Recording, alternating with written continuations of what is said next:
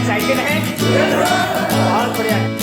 मित्रों नमस्कार, जय हिंद। स्वागत है आप सभी का आपके अपने YouTube चैनल पर जिसका नाम है उत्कर्ष विजन गोविंद सर। प्यारे दोस्तों, जैसा कि आप देख पा रहे हैं, कॉम्बैट डिफेंस एकेडमी जो सीधे तौर पे एनडीए के एग्जाम से संबंधित है, आज बहुत ज्यादा इंपॉर्टेंट सेशन हम कराने जा रहे हैं जो सीधे तौर पे पॉलिटी पे आधारित है। माने मैं बात कर रहा हूँ इंडियन पॉलिटी की। तो क्या आप लोग तैयार हैं? Yes sir. क्या बात है, आवाज से ही आइडिया लग गया होगा कि ये कितने एक्साइटेड हैं। लेकिन मैं आपको बता दूं, इस कॉम्पिटिशन को कराने से पहले मिल लेते हैं दोनों टीम के कप्तानों से। पहला इस टीम के कप्तान को बुलाना चाहेंगे। कौन है इस टीम का कप्तान, और आपको भी रूबरू कराते हैं। मोस्ट वेलकम, आइए।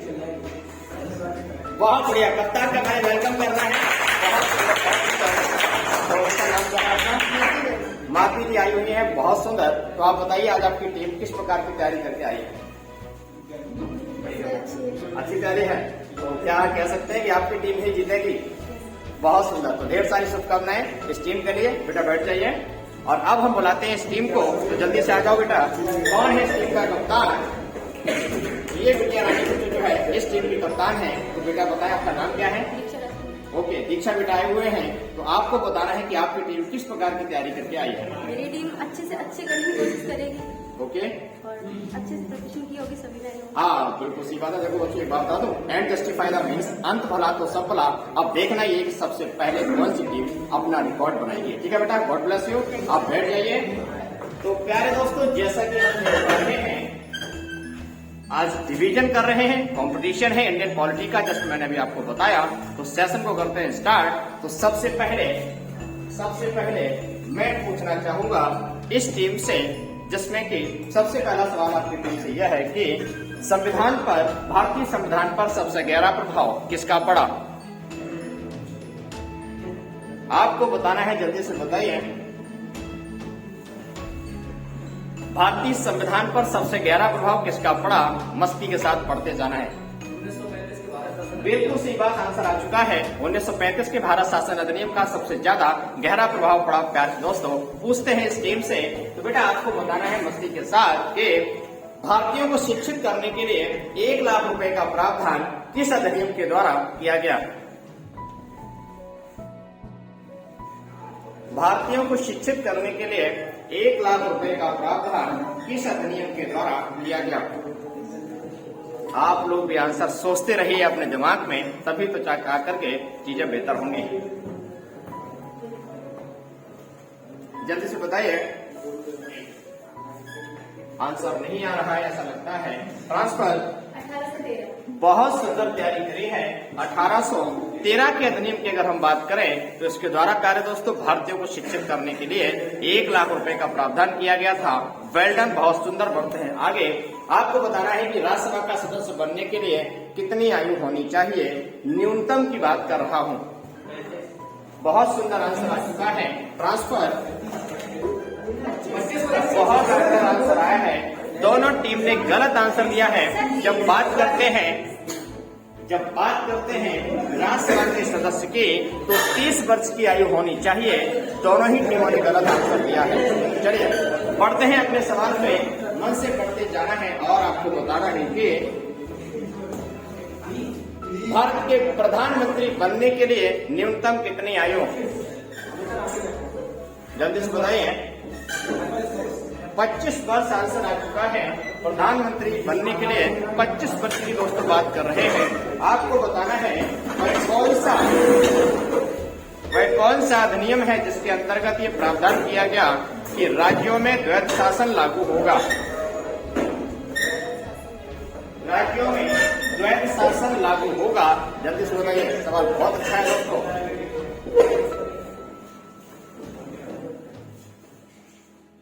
राज्यों में द्वैध शासन लागू होगा। आपको भी इस प्रश्न का उत्तर देना है, कमेंट करना है। आपको लापरवाही नहीं होनी चाहिए।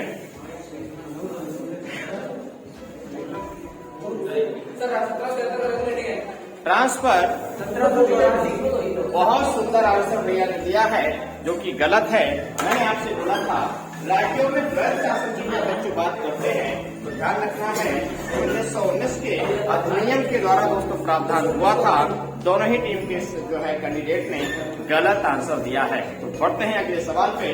और मैं आपसे डिस्कस करना चाहूंगा कि राज्यों में द्वैत शासन समाप्त करके केंद्र में द्वैत शासन को लागू किया गया किस व्यवस्था के तहत? जी हाँ, बताइए।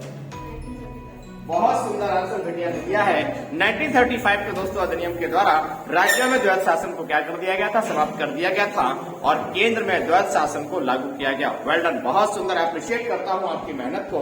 आपको कमेंट करके बता देना है कि ईस्ट इंडिया कंपनी का जो व्यापारिक एकाधिकार पूरी तरह से किस अधिनियम के द्वारा समाप्त कर दिया गया? बहुत सुंदर आंसर भैया ने दिया है, जो कि गलत है। आपको बताना है राइट आंसर। बहुत सुंदर आंसर विज्ञान ने दिया है निश्चित रूप से कि 1833 का बच्चों जो अधिनियम था उसके द्वारा पूरी तरीके से ईस्ट इंडिया कंपनी का शासन समाप्त कर दिया गया। वेल डन, बहुत बढ़िया। अगले टीम पे सवाल हम लोग पूछते हैं, निश्चित रूप से आप लोग बेहतर कुछ करेंगे। भारतीय संविधान में गांधीवादी विचारधारा की झलक कहाँ देखने को मिलती है? नीति निर्देशक तत्वों की बात कर रहे हैं, माने डीपीएसपी की दोस्तों बात कर रहे हैं, वहां पर गांधीवादी विचारधारा की झलक देखने को मिलती है। मेरा आपसे बड़ा सुंदर सवाल है, कमेंट करके बताना है कि संविधान के किस भाग में डीपीएसपी का वर्णन है? बहुत सुंदर, संविधान के भाग 4 में डीपीएसपी का वर्णन है, जो कहां से लिए गए? डीपीएसपी कहां से लिए गए? आयरलैंड से लिए गए। बहुत अच्छा भैया ने आंसर दिया है। निश्चित रूप से तैयारी दोनों टीम बड़ी जबरदस्त करके आए हैं। तो मैं करता हूं अगले सवाल पे और मुझे उम्मीद करते हैं कि ये टीम निश्चित रूप से आंसर दे पाएगी। तो बच्चों आपको बताना है कि भारतीय संविधान के किस अनुच्छेद में संविधान के लागू होने की तिथि का वर्णन है? इस टीम को बताना है संविधान के किस अनुच्छेद में संविधान के लागू होने की तिथि का वर्णन है? 394। बहुत सुंदर राइट आंसर बच्चों आ चुका है। निश्चित रूप से कहीं ना कहीं वेदर चेंज हो रहा है तो मुझे अपनी टी शर्ट जैकेट को भी धारना पड़ रहा है। बहुत सुंदर, अच्छा भैया ने आंसर दिया है। मैं टीम से पूछ रहा हूँ, आपको कमेंट करके बताना है कि जब संविधान लागू हुआ उस समय कुल कितने संविधान में भाग थे? उस समय बहुत सुंदर आंसर दिया है। वर्तमान में संविधान में कितने भाग हैं? 25। बहुत सुंदर आंसर दिया है, 25। निश्चित रूप से बहुत एक्साइटेड हूँ आप लोगों के अलावा मैं सबसे ज्यादा एक्साइटेड हूँ। तो निश्चित रूप से आपके जज्बे का मैं दिल से सम्मान करता हूँ और पूछता हूँ आपसे अगला सवाल। कमेंट करके बता देना है कि संविधान का अनुच्छेद 61 क्या कहता है? 61। मास्क डालो, बोलने को सहयोग मिले। महाभियोग, बहुत सुंदर बात है। आर्टिकल 61 में प्यारे दोस्तों क्या दिया गया है? महाभियोग की बात कर रहे हैं, जैसे कहते हैं इम्पीचमेंट। आपको बताना है कि राष्ट्रपति पर लगने वाले महाभियोग की व्यवस्था का दूसरा नाम क्या है? लगने वाली व्यवस्था का दूसरा नाम क्या है? कमेंट करके आपको बता देना है। बहुत मेहनत करके आए हैं आप लोग, निश्चित रूप से अप्रिशिएट करता हूं आपकी मेहनत को। ट्रांसफर, आपको बताना है राष्ट्रपति पर लगने वाले महाभियोग का दूसरा नाम क्या है?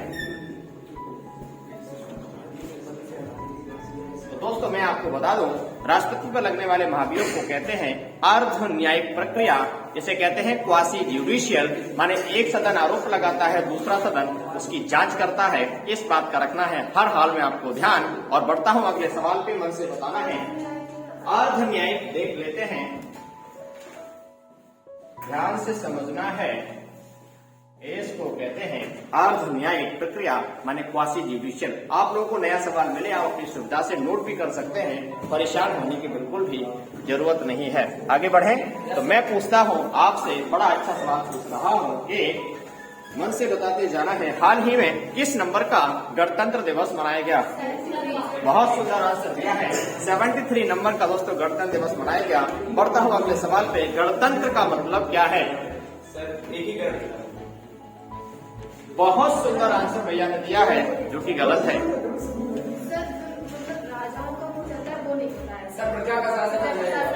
बिल्कुल सही बात है। आप कहना चाहते हैं कि वंशानुगत शासन नहीं होगा, माने सीधे तौर पे राष्ट्र के जो प्रमुख हैं वह निश्चित समय के बाद निश्चित समय के लिए चुने जाएंगे। बात कर रहे हैं भारत के महामहिम राष्ट्रपति जी के। बहुत सुंदर प्रयास है। अगला सवाल आपसे पूछते हैं, बोर तो नहीं हो रहे हैं? कमेंट करके आपको बता। आप लोग बोर हो रहे हैं क्या? बहुत सुंदर। लगता है कि बच्चे मन में कह रही है सर हम बोर हो रहे हैं, ऐसा लग रहा है, लेकिन निश्चित रूप से आप नहीं हो रहे हैं। आप इस प्रकार से व्यवस्था में शामिल हैं। तो अगला सवाल, नंबर किसका है वैसे? आपका इधर है। बहुत सुंदर। ये बच्चे कितने ईमानदार हैं, बड़ी ईमानदारी से कहा है कि इस टीम के बच्चों का नंबर है। तो कमेंट करके बता देना है कि राष्ट्रपति के पुनर्निर्वाचन की प्रक्रिया संविधान के किस अनुच्छेद में? मैं पुनर्निर्वाचन की बात कर रहा हूं, बताइए। आंसर आ चुका है, article 57 is the right answer. राष्ट्रपति के पुनर्निर्वाचन की जो है प्रक्रिया का वर्णन 57 में है। ये निश्चित रूप से आप बहुत अच्छी तैयारी करके आए हैं। अब मैं थोड़ा गहराई से गोते लगाता हूं और सवाल आपसे पूछ लेता हूं, राज्यसभा के 2 विशेषाधिकार कौन कौन से हैं? राज्यसभा के 2 विशेषाधिकार कौन कौन से हैं?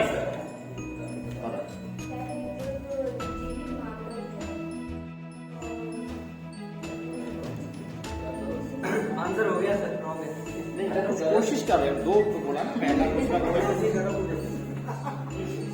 I am waiting for response. निश्चित रूप से आप आंसर दे पाएंगे।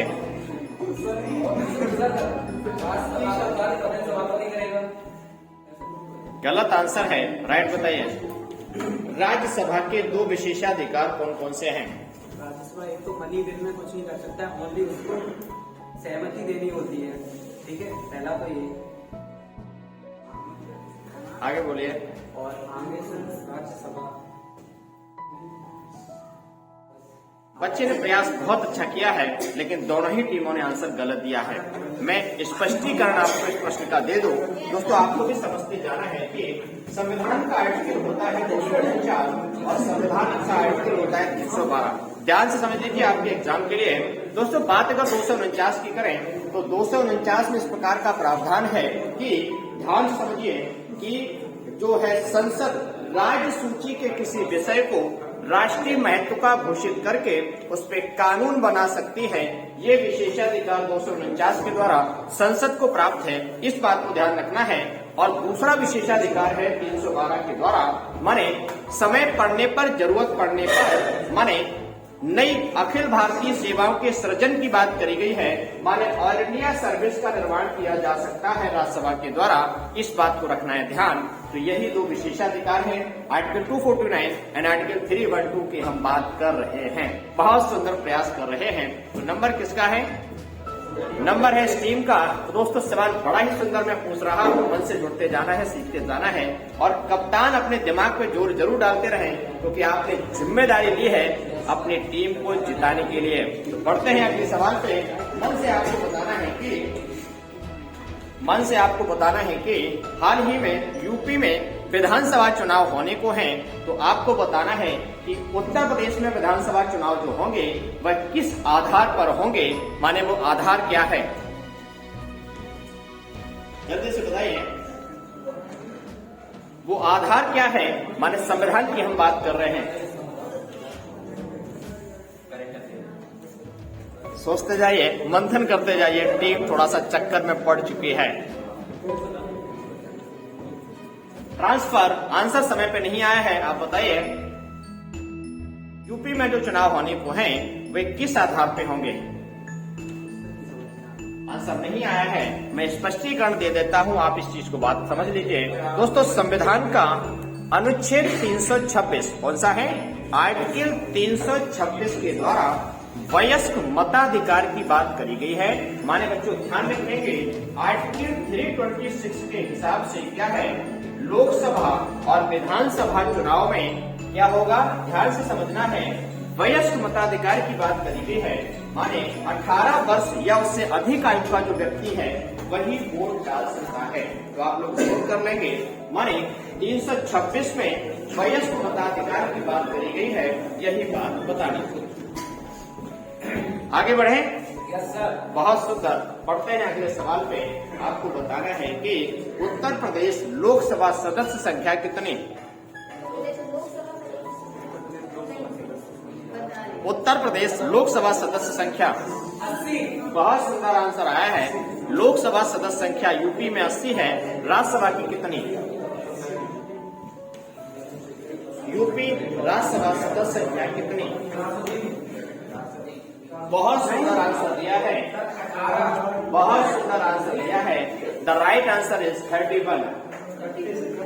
31 सदस्य राज्यसभा से जाते हैं, इस बात का ध्यान रखना है। आपका नंबर है, बहुत बढ़िया, बहुत बढ़िया। मन से पढ़ते जाइए, कोई डाउट है तो बताइए। ठीक है, आगे बढ़ते हैं। मेरा बहुत अच्छा सवाल है कि वर्तमान में संविधान की उद्देशिका के अनुसार, वर्तमान में संविधान की उद्देशिका के अनुसार भारत क्या है? सीधा सीधा सवाल है, पढ़ के आए होंगे तो आंसर आप दे ही देंगे। बहुत अच्छा प्रयास कर रहे हैं सभी साथी, बहुत सुंदर आंसर दिया है। मेरा प्रश्न यह है, संविधान की उद्देशिका के अनुसार कार्य, दोस्तों बहुत मन से जुड़ना है। संविधान की उद्देशिका के अनुसार मैं आपसे पूछना चाह रहा हूं कि भारत क्या है?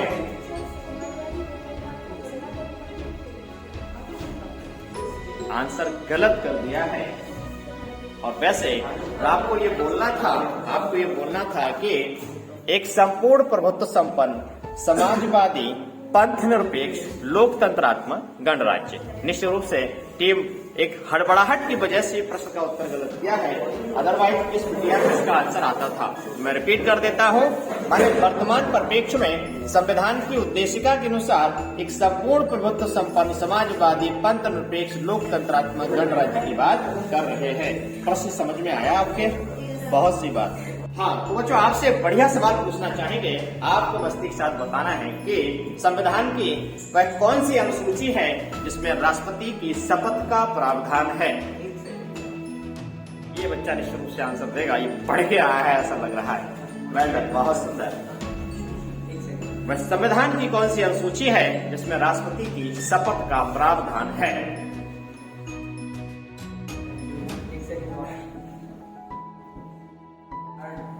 बहुत सुंदर। तीसरी अनुसूची भैया ने आंसर दिया है, जो कि पूरी तरीके से गलत है। ट्रांसफर, वह संविधान की कौन सी अनुसूची है? बहुत सुंदर तैयारी, विश्व की सबसे सुंदर तैयारी इस बच्चे ने करी है, जो कि बच्चों आंसर गलत है। तो for your kind information I want to inform you, संविधान की किसी भी अनुसूची में राष्ट्रपति की शपथ का प्रावधान नहीं है। संविधान के लिए राष्ट्रपति जी के लिए एक विशेष अनुच्छेद 60 का वर्णन है। 60 में राष्ट्रपति जी की शपथ का प्रावधान है। महामहिम राष्ट्रपति जी की शपथ के लिए विशेष प्रावधान किया गया है, इस बात को ध्यान रखेंगे। अगला सवाल, मैं अगला सवाल गहराई से पूछ रहा हूँ, मुझे उम्मीद है कि आंसर दे पाएंगे, तो मैं आपकी टीम से सवाल पूछ रहा हूँ। आपको बहुत मन से पढ़ना है और बता देना है कि 1990 तक कुल कितनी अनुसूचियां थी? गहराई सवाल पूछा है मैंने। 1990 तक कुल कितनी अनुसूचियां थी? बहुत सुंदर आंसर आया है, जो कि पूरी तरीके से गलत है। ट्रांसफर,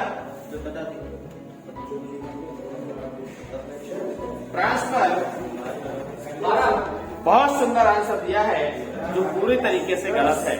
आप ध्यान से समझिएगा, ध्यान से समझिए। 52वें संविधान संशोधन के द्वारा 1985 में कौन सी 10वीं अनुसूची जोड़ी गई थी, जिसे दल बदल संबंधी प्रावधान है?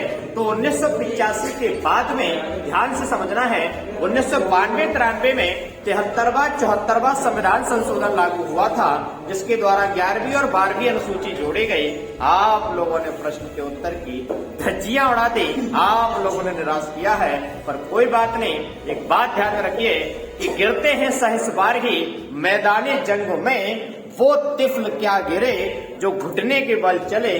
तो बच्चों बात बड़ी सीधी सी है, अगर आप डिफीट खा रहे हैं ना, कम से कम प्रयास तो कर रहे हैं। अगर जिसने जो है प्रयास ही नहीं किया है, तो वो किस बात का फेल या किस बात का डिफीट? वेल डन, प्रयास बहुत अच्छा कर रहे हैं, आगे बहुत कुछ आप जीवन में कर पाएंगे। मेरा नंबर है, किस टीम का नंबर है बताएंगे जरा?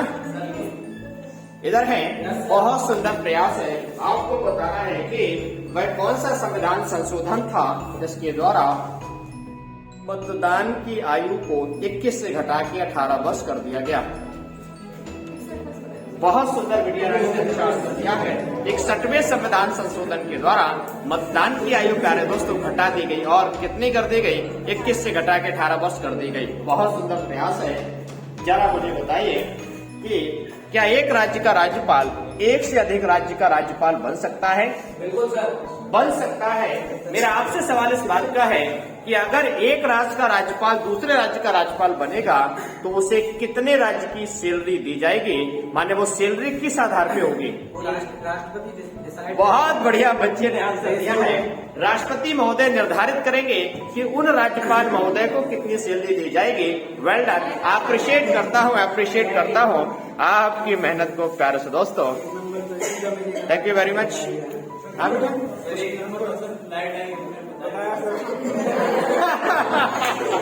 ये बच्चे कह रहे हैं सर लाइट आ गई है इसलिए एक नंबर हमें मिलना चाहिए। मैं इस आधार पे तो नहीं दूंगा, लेकिन आप कोशिश करिए तो नंबर आपको और भी मिल पाएंगे। पर थैंक यू वेरी मच, क्योंकि लाइट आने थोड़ा सेटअप चेंज करना पड़ता है। चलिए, बहुत सुंदर। आपका नंबर है? Yes sir. बहुत सुंदर प्रयास जब आपने कर ही लिया है तो जरा बताइए, हाल ही में 25 जनवरी को कौन सा दिवस मनाया गया? नेशनल वोटर्स डे मनाया जाना कब से प्रारंभ हुआ? कब से प्रारंभ हुआ? 2011। किसने आंसर दिया है? बहुत सुंदर, 2011 से मनाया जाना प्रारंभ हुआ है। वेल डन, बहुत सुंदर प्रयास, बहुत अच्छा कर रहे हैं। जरा मुझे बताइए 1950 किसका टोल फ्री नंबर है? 1950 किसका टोल फ्री नंबर है?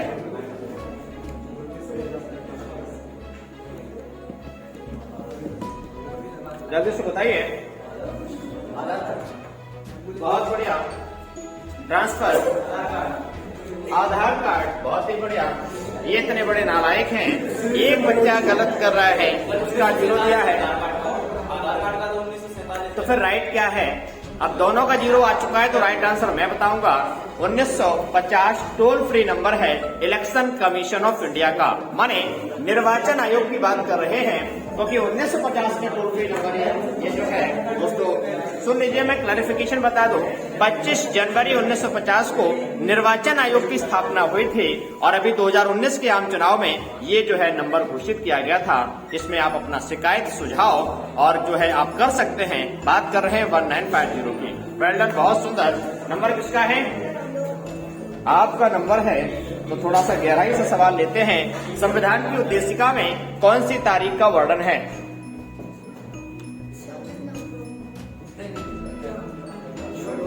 संविधान की तो अपनी बात कर रहे हैं। संविधान की उद्देशिका में कौन सी तारीख का वर्णन है? कमेंट बताना है।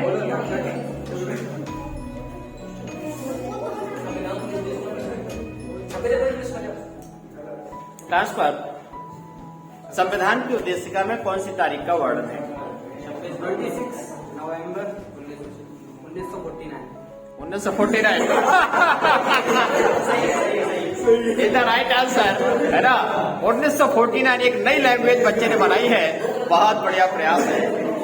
अगला सवाल पूछा है, जरा बताइए। अगला सवाल बहुत सुंदर, बहुत सुंदर मैंने पूछा है आपसे। आपको बताना है कि दिल से बताना है, सीखते जाना है कि मस्ती के साथ आंसर बताएंगे कि संविधान की उद्देशिका में कितने प्रकार के न्याय का वर्णन है? कितने प्रकार के न्याय का वर्णन है? 3 प्रकार के न्याय का वर्णन है। कौन कौन से? सामाजिक, आर्थिक, राजनीतिक। बहुत सुंदर आंसर भैया ने दिया है। सामाजिक, आर्थिक, राजनीतिक न्याय की बात करे हैं। बहुत सुंदर, बहुत सुंदर। ठीक है, उसको इतना ज्यादा अप्रिशिएट मत करो कि हड्डी वड्डी टूट जाए। धमाधम तरीके से दे मारा। बढ़िया सवाल पूछा है। आपको बताना है कि संविधान दिवस कब मनाया जाता है? 26 नवंबर को संविधान दिवस मनाया जाता है। मनाया जाना कब से प्रारंभ हुआ?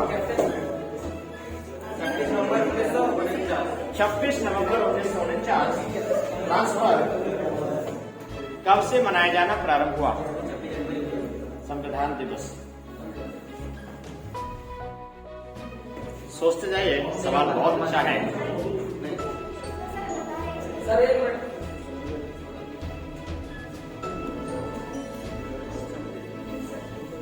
चलिए, ट्रांसफर हो चुका है क्या? बहुत सुंदर। हाँ, कोई बात नहीं। तो आपको जानकारी के लिए बता दें, 2015 से ये दिवस मनाया जाना प्रारंभ हुआ, ठीक है ना? 2015 संविधान दिवस, 26 नवंबर 2015 से ये दिवस संविधान दिवस के रूप में मनाया जाना प्रारंभ हुआ। इससे पहले इसे विधि दिवस के रूप में, नेशनल लॉ डे के रूप में मनाया जाता था। इस बात को ध्यान रखेंगे, ठीक है? अगला सवाल बहुत मन से जुड़ेंगे और पढ़ेंगे कि बहुत मन से जुड़ेंगे। आपको प्रश्न नंबर किसका है? इधर है। तो बच्चा, आपको बच्चा बताना है बढ़िया सा सवाल। संविधान के भाग 5 में क्या है?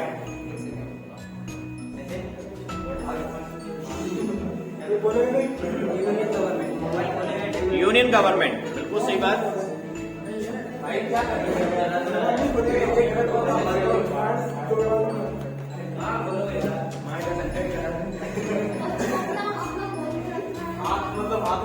बिल्कुल सही बात, बिल्कुल सही बात।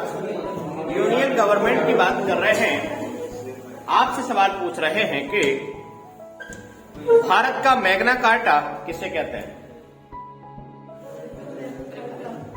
भारत का मैग्ना कार्टा किसे कहते हैं? बहुत जीरो है ना, बनावट गलत है। Fundamental act. बहुत बढ़िया विज्ञान ने आंसर दिया है। बड़े एक्साइटेड हो सकते हैं, ठीक है ना? दोनों ही लोगों का आंसर गलत है। आपने कहा है, आप सुन लीजिए, क्लैरिफिकेशन सुन लीजिए दोस्तों, आप ही समझना है, गलत नहीं करना है। मैंने कहा था भारत का मैग्ना कार्टा। तो 1 नवंबर 1858 को ब्रिटेन की महारानी विक्टोरिया ने जो घोषणा करी थी, उसे कहा जाता है भारत का मैग्ना कार्टा। उसने अधिनियम कहा और वो घोषणा अलग है, इस बात को ध्यान में रखेंगे। पहली बात, इधर बिटिया ने आंसर दिया तो वो गलत है। इसने जो आंसर दिया था वह भारत के माने संविधान के मैग्ना कार्टा का आंसर दिया था, इसलिए इस बेटा ने गलत कर दिया। मैं फाइनली फिर से रिपीट कर दूं, 1 नवंबर 1858 को ब्रिटेन की महारानी विक्टोरिया की जो घोषणा करी गई थी, उसे बच्चों कहा जाता है क्या? उसे कहते हैं भारत का मैग्ना कार्टा। और ध्यान रखने वाली बात है, भारतीय संविधान का मैग्ना कार्टा जो है वह किसे कहते हैं? वो है भारतीय मौलिक अधिकार। ध्यान में रखेंगे। चलिए, नंबर किसका है? आपका नंबर है। निश्चित रूप से आपका नंबर आ चुका है। तो मैं आपसे पूछ रहा हूं कि जब संविधान लागू हुआ उस समय कुल कितने मौलिक कर्तव्य थे? उस समय कुल कितने मौलिक कर्तव्य थे, बताइए। बहुत बढ़िया है। जब संविधान लागू हुआ उस समय मौलिक कर्तव्य नहीं थे। बहुत सुंदर। आपको बताना है कि इस समय कुल कितने मौलिक कर्तव्य हैं। बहुत बढ़िया। इस समय कुल 11 मौलिक कर्तव्य है। अच्छा प्रयास है। मौलिक कर्तव्य कहाँ से लिए गए? रसिया से लिए गए। बिल्कुल सही बात है दोस्तों, रूस से लिए गए। बता देना है मन के साथ कि अफगानिस्तान की संसद का नाम क्या है? अफगानिस्तान की संसद का नाम ऑप्शन नहीं मिलेंगे।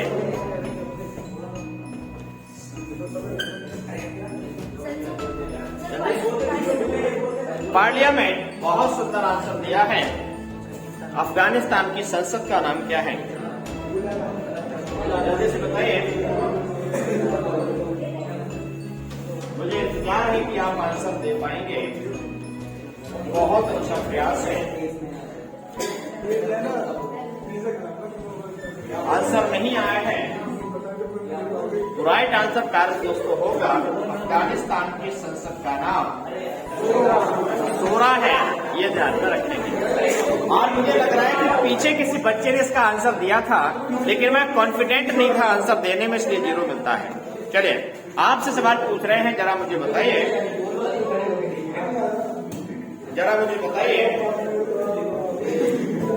नंबर किसका है? आपका इधर है, इधर उधर है। बहुत अच्छी बात है, आप लोग इतना कर, कोई बात। आपका नंबर है। बड़ा बढ़िया सवाल आपसे पूछ रहे हैं। आपको दोस्तों बता देना है कि भारतीय संविधान में कहां पर यह प्रावधान किया गया है कि वह कौन सी आयु है जिसके बाद राष्ट्रपति चुनाव नहीं लड़ सकते। आपको वो आयु सीमा बतानी है। बहुत बढ़िया। इस प्रकार का कोई प्रावधान भारतीय संविधान में नहीं है, इस बात को ध्यान रखेंगे। भारतीय संविधान के किस अनुच्छेद में 5 प्रकार के रिट का वर्णन है?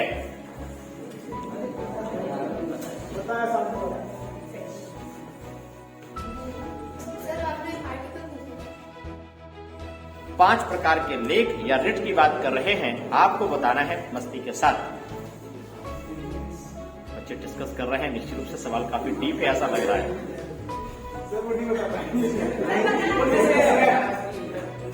आंसर हो गया। बताइए। 32। आर्टिकल 32 में प्यारे दोस्तों इस प्रकार के रिट का वर्णन है। बहुत अच्छा प्रयास है। अगला सवाल मैं आपसे पूछ रहा हूँ, आपको मन से बताते जाना है कि भारतीय वायुसेना दिवस कब होता है? 8 अक्टूबर को भारतीय वायुसेना दिवस होता है। तो आपको बताना है कि हाल ही में 28 दिसंबर को किस संगठन का स्थापना दिवस मनाया गया? 28 दिसंबर को किस संगठन का स्थापना दिवस मनाया गया?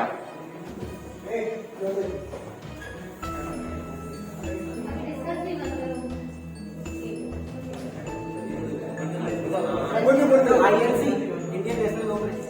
आंसर आ चुका है। आईएनसी का मतलब है इंडियन नेशनल कांग्रेस, माने भारतीय राष्ट्रीय कांग्रेस की दोस्तों बात कर रहे हैं। मन से पढ़ते जाना है। बहुत बढ़िया। मेरा आपसे अगला सवाल है कि भारतीय राजनीति के भीष्म पितामह किसे कहते हैं? दादा भाई नौरोजी को कहते हैं भारतीय राजनीति के भीष्म पितामह। मेरा आपसे अगला सवाल बड़ा सुंदर सा है, मन से बताते जाना है कि अनुच्छेद 32 को संविधान का हृदय एवं आत्मा किसने कहा? अंबेडकर जी ने कहा। अंबेडकर जी किस समिति के अध्यक्ष थे? प्रारूप समिति के अध्यक्ष थे। इस समिति के किस सदस्य का निधन हो गया? प्रारूप समिति के किस सदस्य का निधन हो गया? बताइए। वर्तमान में किस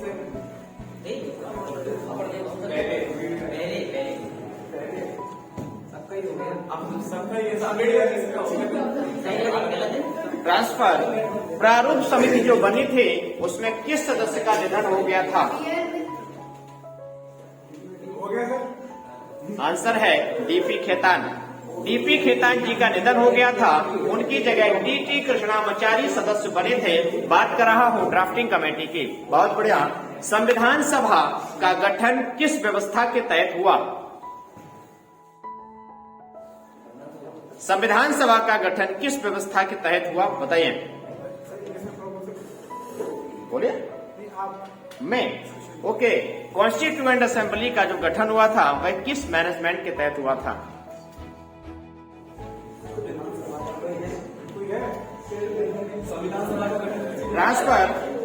ट्रांसफर हो चुका है। बताइए।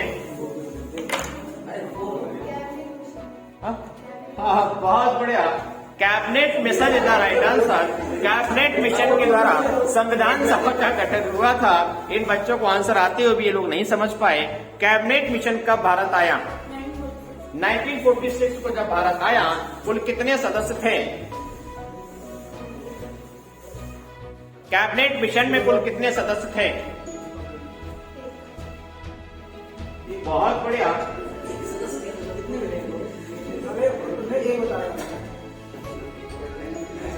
चार सदस्य थे, जो कि आंसर गलत है।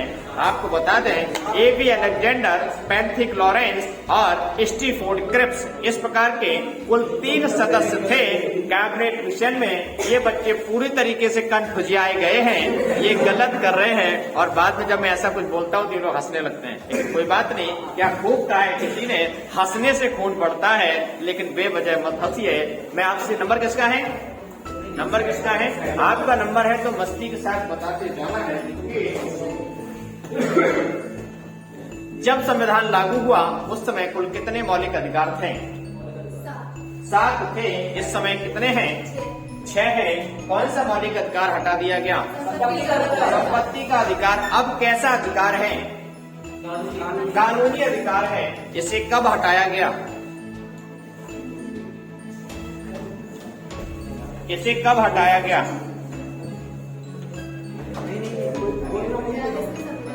42वें संविधान संशोधन के द्वारा। 44वें संविधान संशोधन के द्वारा इसे हटाया गया 1978 में। लघु संविधान किसे कहते हैं? लघु संविधान। 42वें संविधान संशोधन को क्यों कहते हैं? क्योंकि इसमें बहुत सारे पार्ट हैं, बहुत सारी व्यवस्थाएं बनाई गई थी। 42वां संविधान संशोधन किस समिति की सिफारिश पर हुआ? कमेटी का नाम बताइए, किस कमेटी की सिफारिश पर हुआ?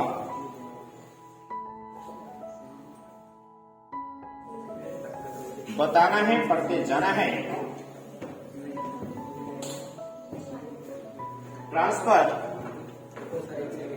वह कौन सी कमेटी थी जिसमें 42वें संविधान संशोधन के द्वारा दोस्तों ये हुआ था? क्या हुआ था? जल्दी से बताइए। कोई राम सिंह ठाकुर। आंसर आ चुका है, जो कि गलत है। सरदार स्वर्ण सिंह कमेटी माने सरदार स्वर्ण सिंह समिति की सिफारिश के आधार पर हुआ था 42वां संविधान संशोधन। इस बात को ध्यान रखेंगे, ये सरदार स्वर्ण सिंह जी जो है पंजाब के पूर्व मुख्यमंत्री रहे थे।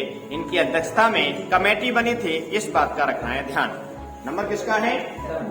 आपका नंबर है, तो आप बताएंगे कि भारत में स्थानीय स्वशासन के जनक के रूप में किसे जाना जाता है? स्थानीय लोकल सेल्फ गवर्नमेंट की बात कर रहा हूं। स्थानीय स्वशासन के जनक के रूप में किसे जाना जाता है? बताइए। टीम बड़ा चक्कर में है, टीम बड़े प्रेशर में है, निश्चित रूप से बनता भी है। सरदार वल्लभ भाई पटेल गलत है। आंसर आ चुका है, Lord Ripon is the right answer. Lord Ripon Paris दोस्तों भारत में स्थानीय स्वशासन के जनक के रूप में जाने जाते हैं। तो प्यारे दोस्तों, अगली टीम पे जो नंबर आ चुका है वो इस प्रकार से है कि आजादी के बाद स्थानीय स्वशासन का जनक किसे माना जाता है? अच्छा सवाल है। आजादी के बाद स्थानीय स्वशासन का जनक किसे माना जाता है? Name the great person. Transfer. आजादी के बाद स्थानीय स्वशासन का जनक भारत में किसे माना जाता है? आप अपने प्रश्न का उत्तर दीजिए। क्या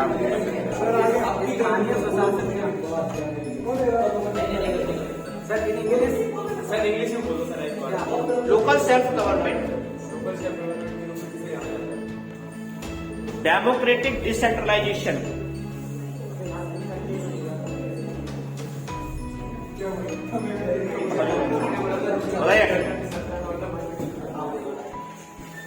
दोनों तरफ जीरो आ चुका है। मैं आपको बता दूं, आजादी के बाद स्थानीय स्वशासन के जनक के रूप में माना जाता है, सोचिए सोचिए किसको?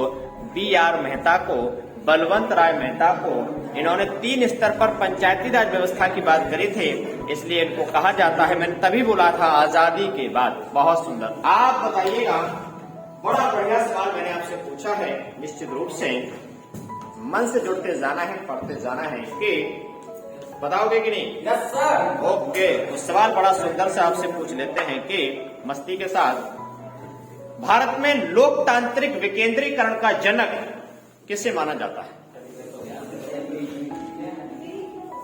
लोकतांत्रिक विकेंद्रीकरण का जनक किसे माना जाता है? पढ़ते जाइए और व्यवस्था से जुड़ते जाइए। ट्रांसफर।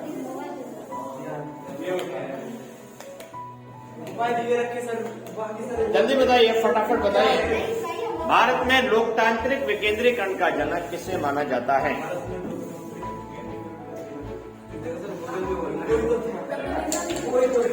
आंसर बड़ा बढ़िया मैं आपसे पूछ रहा हूं, आपको आंसर लिख लेना है। वो ये है कि बलवंत राय मेहता। बलवंत राय मेहता को लोकतांत्रिक विकेंद्रीकरण के जनक के रूप में जाना जाता है। बहुत अच्छी आप लोग तैयारी करके आए। मेरा आपसे बड़ा सुंदर सवाल है, भारतीय संविधान के किस अनुच्छेद में ग्राम पंचायतों के गठन की बात की गई है? अनुच्छेद 40 में बात करी गई है।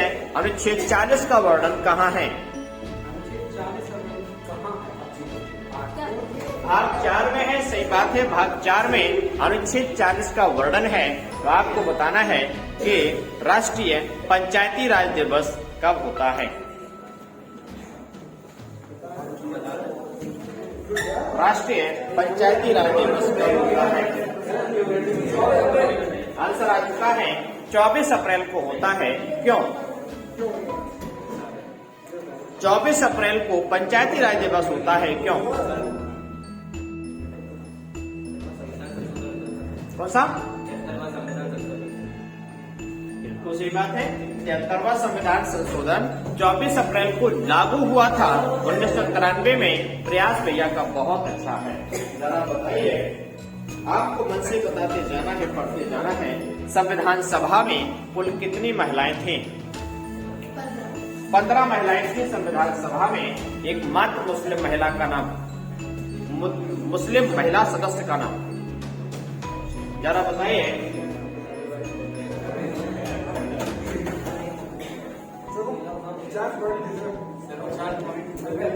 बताइए, लगा के तुम्हारी बताइए। ट्रांसफर 15 जो सदस्य थी महिलाएं।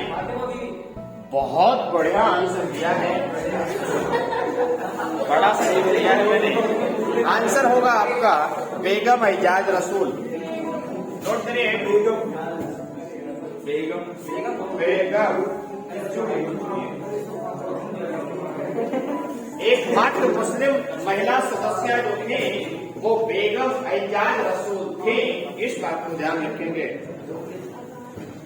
आगे बढ़े, देख लो, बेगम एजाज रसूल।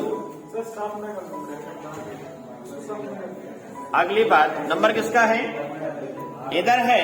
तो आपको भैया जी आंसर बताना है कि वर्तमान राष्ट्रपति जी जो हैं, माने मैं रामनाथ कोविंद जी की बात कर रहा हूँ, किस गांव के हैं? माने उनके गांव का नाम क्या है जहां हाल ही में उन्होंने यात्रा करी? गांव का नाम बताइए। अभी तक आंसर गलत नहीं है, इसलिए परेशान ना हो, मैं अच्छे तरीके से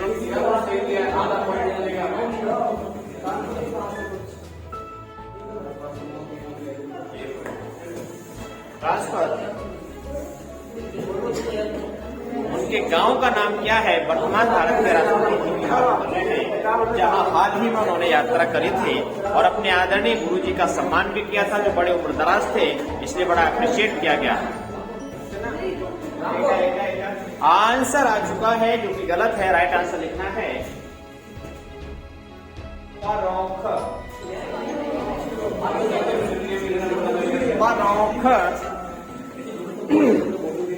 ध्यान रखेंगे, परौख प्यारे दोस्तों कानपुर देहात के पास, कानपुर देहात में पड़ता है। इस बात को ध्यान रखिए। नंबर किसका है? नंबर है आपका। सवाल बड़ा सुंदर है, कमेंट करके बताते जाना है कि सबसे बड़े, ध्यान से समझना है दोस्तों, मैं आपसे पूछ रहा हूं, सबसे बड़ी संवैधानिक पीठ किस मामले में सर्वोच्च न्यायालय की बैठी? भारत के इतिहास में सबसे बड़ी संवैधानिक पीठ भारतीय इतिहास में किस मामले में बैठी? कमेंट करके बताइए। आपको भी आंसर बताना है। पहली बार दिया है तो चैनल को सब्सक्राइब अवश्य करिएगा। हाँ बिल्कुल, संविधान में ये तो पूछेंगे कुछ ना। Bench, constitutional bench. बहुत बढ़िया आंसर दिया है। जल्दी से बताइए, मन से जुड़ते जाना है। सवाल हमारा इस प्रकार से है कि भारतीय संवैधानिक इतिहास में अभी तक की सबसे बड़ी संवैधानिक पीठ किस मामले में बैठी? उस मामले का नाम बताइए।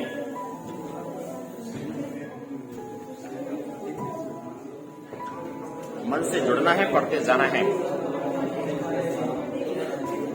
राइट आंसर देने का समय आ चुका है प्यारे दोस्तों। ध्यान रखने वाली बात यह है कि केशवानंद भारती जो बात था जो 1973 में आया था। केशवानंद भारती बनाम केरल राज्य के मामले में 1973 में अभी तक के संवैधानिक इतिहास में सर्वोच्च न्यायालय की 13 जजों की, ध्यान रखना है, सबसे ज्यादा 13 जज एक साथ उस मामले में बैठे थे।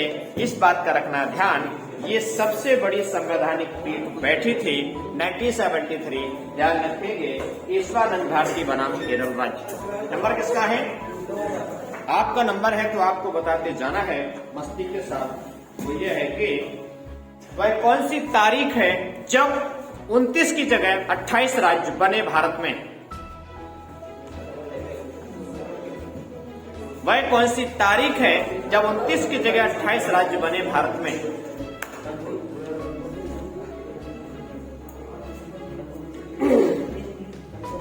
जब 28 राज्य सत्य थी, 29 से 28 राज्य बने। 2019 तारीख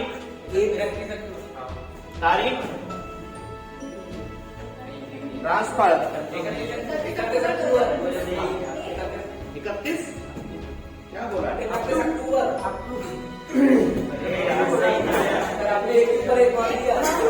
31 अक्टूबर 2019 को प्यारे दोस्तों जम्मू कश्मीर राज्य का विशेष राज्य का दर्जा 370 के द्वारा समाप्त कर दिया गया था और जो है इस प्रकार से 28 राज्य बने। बहुत सही बात है।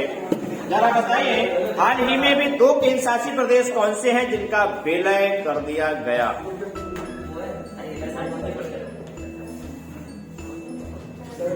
दो केंद्र शासित प्रदेश जिनका हाल ही में विलय हो गया, बताइए।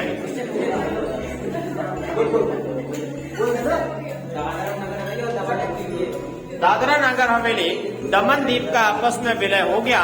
कमेंट करके बताना है कब वो विलय कब हुआ।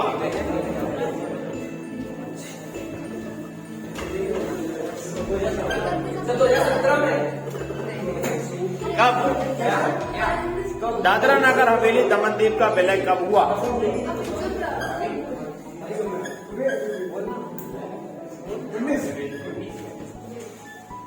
26 जनवरी 2020 को दादरा नगर हवेली दमन द्वीप का आपस में विलय हो गया। इस प्रकार से 8 केंद्र शासित प्रदेश हैं। 26 जनवरी 2020 को दादरा नगर हवेली तथा दमन द्वीप का विलय हो गया। अगली बात, नंबर किसका है? नंबर किसका है? आपका नंबर है। शांत रहिए, शांत रहिए। आपका नंबर है तो जरा बताइए। बहुत अच्छा सवाल पूछा है। यह किसने कहा? यह किसने कहा कि government to the people for the people by the people? Sir question Hindi में।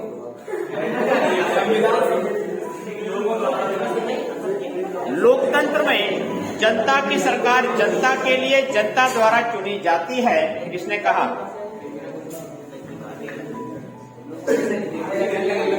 लोकतंत्र में जनता की सरकार जनता के लिए जनता द्वारा चुनी जाती है, किसने कहा?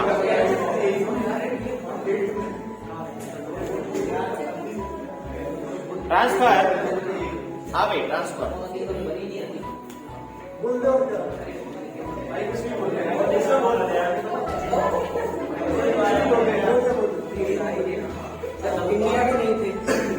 आंसर है अब्राहम लिंकन, अमेरिका के 16वें राष्ट्रपति। अब्राहम लिंकन अमेरिका के 16वें राष्ट्रपति। इस बात का रखना है ध्यान। मस्ती के साथ पढ़ते जाइए, हताश निराश होने की आवश्यकता नहीं है। और आपको बता देना है नंबर किसका है। संविधान सभा के अंतर्गत बनने वाली झंडा समिति का अध्यक्ष कौन था? Transfer doctor Rajendra Prasad. सही बात है। झंडा समिति के अध्यक्ष डॉक्टर राजेंद्र प्रसाद थे। झंडा समिति के संविधान सभा के अंतर्गत बनने वाली झंडा समिति की किसी भी समिति के अध्यक्ष आचार्य जे.बी. कृपलानी नहीं थे। नंबर आपसे पूछ रहे हैं, आपका नंबर आ चुका है, कमेंट करके बताना है। बहुत अच्छे से आप लोग प्रयास जब कर ही रहे हैं तो केंद्र राज्य संबंध की व्यवस्था किस देश के संविधान से ली गई है?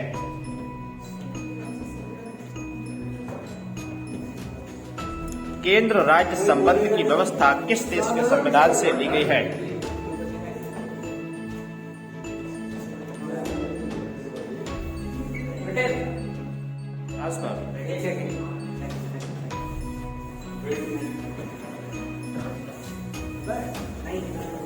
टीम मंथन कर रही है, उसके बाद आंसर देंगे। ऑस्ट्रेलिया। बहुत सुंदर आंसर आ चुका है। ऑस्ट्रेलिया से सेंट्रल स्टेट रिलेशन की बात करी गई है। आपको मस्ती के साथ बताते जाना है कि संविधान में न्यायिक पुनरावलोकन का वर्णन कहाँ किया गया है? न्यायिक पुनरावलोकन का वर्णन कहाँ किया गया है?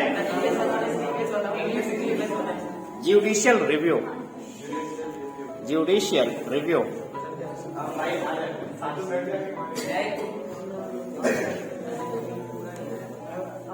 समय का ध्यान रखिए।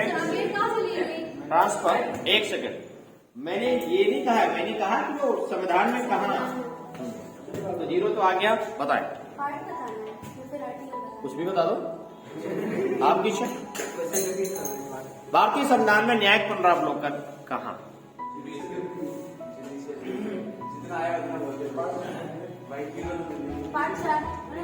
भाग 4। बहुत सुंदर तैयारी है। बच्चे ने गलत आंसर दिया है। For kind information I want to inform you that in supreme court की अगर हम बात करें, अनुच्छेद 137 में संविधान के भाग 5 में वर्णन है न्यायिक पुनरावलोकन का। इस शक्ति के अंतर्गत सर्वोच्च न्यायालय अगर कोई भी ऐसा कानून है जो किसी व्यवस्था को जो है उधेड़ बुन कर रहा है या किसी संवैधानिक व्यवस्था में अतिक्रमण की बात लागू होती है, तो वह उसे अवैध घोषित किया जा सकता है, नल एंड वाइड घोषित कर सकता है। और ये व्यवस्था अमेरिका के संविधान से ली गई है। चलिए, नंबर किसका है? बहुत सुंदर। ये टीम बहुत अच्छी तैयारी कर रही है। तो मेरा आपसे बड़ा ही सुंदर सवाल है, वर्तमान में सर्वोच्च न्यायालय में कुल कितने न्यायाधीश हैं? कुल कितने न्यायाधीश हैं? 19। हाँ,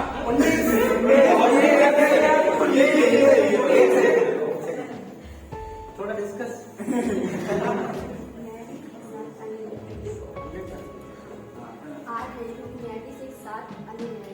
बहुत बढ़िया तैयारी करी है बिटिया ने। आंसर है 0। 33 + 1 = 34 माने 34 न्यायाधीश हैं। अगली बार तो प्यारे दोस्तों, मैं अगला सवाल पूछ रहा हूं। इस टीम से आपको मस्ती के साथ बताना है कि लोकतंत्र के कितने स्तंभ हैं? लोकतंत्र के कितने स्तंभ हैं? बताइए। बहुत सुंदर आंसर है।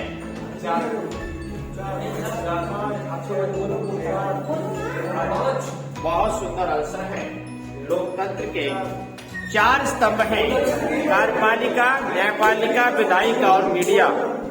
ध्यान से समझना है, कार्यपालिका के टोटल 4 स्तंभ हैं और आपको बताना है कि नहीं बताना है, मैं ही बता देता हूं क्योंकि मैंने बता दिया है। लोकतंत्र का 4th स्तंभ मीडिया को कहते हैं, प्रेस को कहते हैं। इस बात को ध्यान रखेंगे। अब बढ़ते हैं अगले सवाल पे। अगर हम बात करते हैं मूलाधिकार की, तो मूलाधिकार में आपका नंबर है, मूलाधिकार में कहां पर गांधीवादी व्यवस्था का प्रभाव देखने को मिलता है? गांधीवादी व्यवस्था का प्रभाव देखने को मिलता है। मूलाधिकार की बात कर रहे हैं। अनुच्छेद बताइए। बहुत सुंदर आंसर दिया है। आर्टिकल 17 में अस्पृश्यता की समाप्ति की बात करी गई है। यही गांधी वाली विचारधारा की बात करी गई है। बहुत सुंदर। आपको बताना है, सिखों को कटारी रखने का अधिकार कौन सा अनुच्छेद देता है? सिखों को कटारी जानते हैं ना, कृपाण की बात करते हैं, ध्यान रखना है। आंसर आ चुका है। आर्टिकल 25 में इस प्रकार की व्यवस्था का वर्णन है। चलिए, तो नाउ कॉम्पिटिशन इज ओवर। बड़े धैर्य के साथ पहले काउंटिंग कर लेते हैं, उसके बाद पता लगेगा। ठीक है,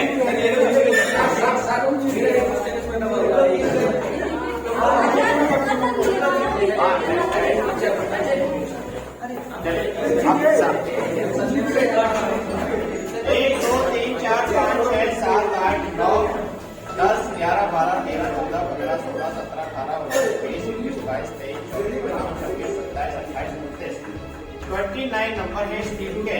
बहुत बढ़िया, अपने अपने कप्तान तैयार रहे। ये मैंने अलग से काट किया था, इसके कोई नंबर 2 हो गए, परेशान मत हो। जी सर। ठीक है ना। तो 29 नंबर, अरे बस ठीक है परेशान मत।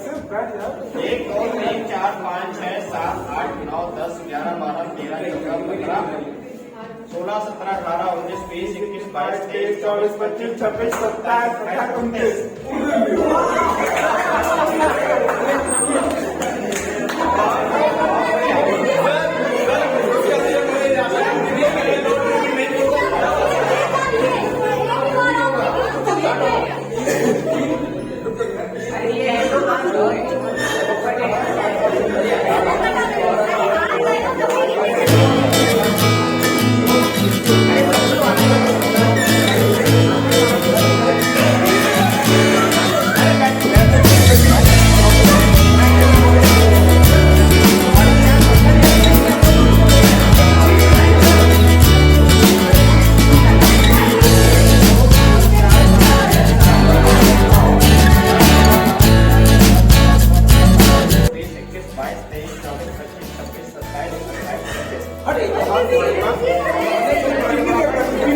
आप सुनिए जरूरी बात, दोनों ही टीमों के, आप पहले बैठ जाओ।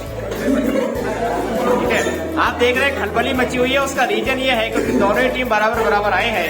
आप पहले बैठ जाओ, जल्दी बैठ जाओ। आप सुनिए, फाइनली एक सवाल पूछ रहा हूं, जो आंसर दे देगा उस टीम को विजेता माना जाएगा। मंजूर है? जल्दी से आजा फटाफट।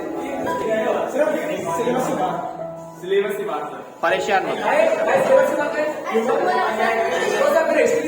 अरे भाई मैं बैठ जाओ। देखो ऐसा, मैं भारतीय संविधान से एक सवाल पूछने जा रहा हूं, दोनों में से टीम से जो भी सबसे पहले राइट आंसर देगा उसे विजेता माना जाएगा। मंजूर है? चलिए सवाल अगला पूछ रहा हूं, जरा मुझे बताइए। और दोनों टीम सबसे पूछ रहे, जो पहले आंसर देगा, पहले ऐसा नहीं है कि मैं इससे पूछ रहा हूँ इससे पूछ रहा हूँ, जो सबसे पहले आंसर देगा तो मस्ती के साथ आपको बताना है प्यारे से भैया कि राज्यपाल का पद किस देश से लिया गया है। आंसर आ चुका है, ये वाली टीम विजेता बन गई है। तो दोस्तों फाइनली रिजल्ट आपके सामने आ चुका है। दोनों टीमें जो है 29 नंबर लेकर के आए थे, पर आपको पता है कि ये वाली जो टीम है वह निश्चित रूप से एक फाइनल आंसर देने की वजह से इस टीम को विजेता घोषित करना पड़ रहा है। तो चलिए इस टीम के कप्तान को बुलाते हैं और वह बिटिया रानी जरूर आए और अपनी बात कहे कि आखिर वो तैयारी करके किस प्रकार से आई थी। आइए बेटा प्लीज।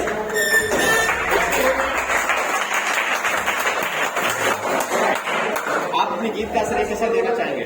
हमारी टीम को, ओके, हम लोग को पता था हमारी इतनी अच्छी तैयारी नहीं थी हमारी टीम की, बस बट हमारी टीम ने अच्छी कोशिश की है, इसलिए हम जीते।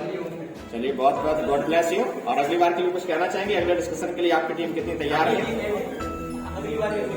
अगली बार भी हम अच्छी कोशिश करेंगे और जीतने का प्रयास करेंगे। चलिए बहुत सुंदर, गॉड ब्लेस यू, बहुत बढ़िया बहुत बढ़िया। तो मैं बुलाना चाहूंगा इस टीम के कप्तान को। आज डिफीट मिली है लेकिन फिर भी जानते हैं कि उनकी मनहा स्थिति क्या।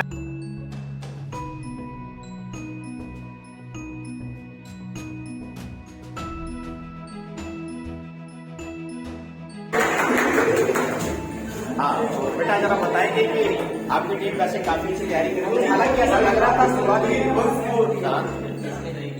हालांकि ऐसा लग रहा था कि आपकी वाली टीम विजेता बन रही है, लेकिन फाइनली थोड़ा सा ये डगमगा गई। आप क्या कहना चाहेंगे?